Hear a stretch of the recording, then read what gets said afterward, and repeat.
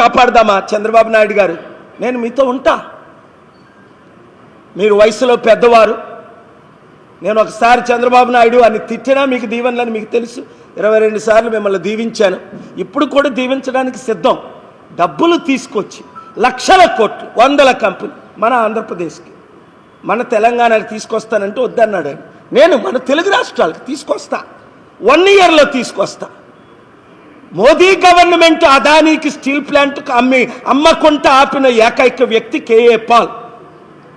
కోర్టులో ఆపగలను. ఆ steel plant వాళ్ళకు గ్రూపులకు కూడా బుద్ధి లేదు. ఎవరు కోట్లు వేశారు, ఎవరిని గెలిపించారు? పోనీ ఈవీఎంలో 25% పనిచేసే, 100 కాదు.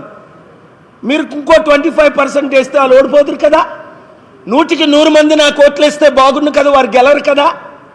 భాషా వివాదాలు పెట్టకండి.